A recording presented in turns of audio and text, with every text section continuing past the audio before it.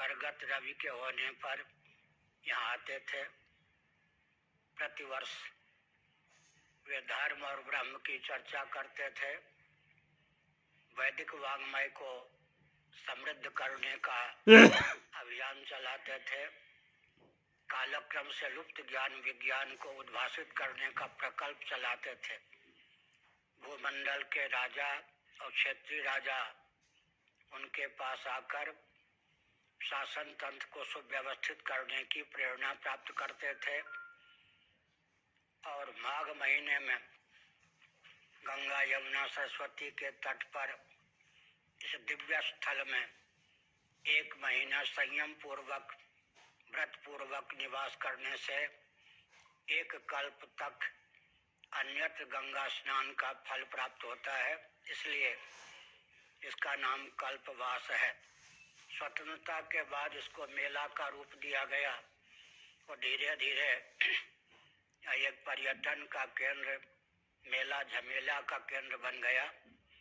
जो इसका मूल उद्देश्य था वह विकृत और विलुप्त प्राय हो गया है। मैंने कई बार जो कोई अधिकृत व्यक्ति आए मेरे पास, उन्हें प्रेरणा दी कि कम से कम 5 किलोमीटर की परिधि में ऐसा क्षेत्र होना चाहिए जहां मान्य शंकराचार्य जैसे प्रबुद्ध आचार्य हों और उस क्षेत्र में 3-4 घंटे तक ही माइक का उपयोग वो भी धीरे से होना चाहिए। साथ ही साथ भारत में जो विदेश के राजदूत हैं और भारत के जो राजदूत विदेशों में हैं, संयुक्त राष्ट्र संघ के भी जो प्रतिनिधि हैं या अध्यक्ष हैं, महामंत्री हैं, उन सबको निमंत्रित करना चाहिए और वे हम लोगों के पास आकर अपने अपने देश की, विश्व की परिस्थिति को रखें। हम उनकी बात सहृदयता पूर्वक सुने और उन्हें वैदिक वाङ्मय के आधार पर जो संदेश, प्रेरणा, उपदेश हमारे द्वारा प्राप्त हो वह क्रियान्वित हो।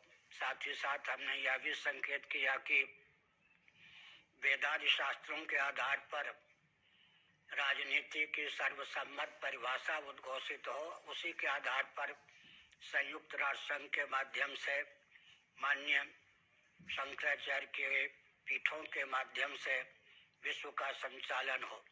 वेदादि शास्त्रों के आधार पर सुसंस्कृत, सुशिक्षित, सुरक्षित, संपन्न, सेवापरायण, स्वस्थ और सर्वहितप्रद व्यक्ति तथा समाज की संरचना राजनीति की सार्वभौम परिभाषा सन्निहित होती है। इस प्रकार का सुझाव दिया गया।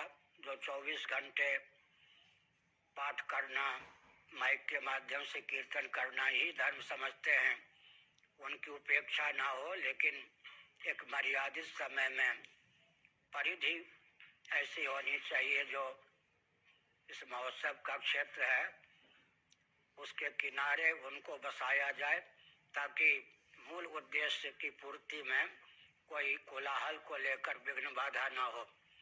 साथ ही साथ यह भी ध्यान रखने की आवश्यकता है कि जब प्रधानमंत्री नकली नहीं होते, राष्ट्रपति नकली नहीं होते, पुलिस इंस्पेक्टर को नकली बन के घूमे तो अरेस्ट कर लिया जाता है।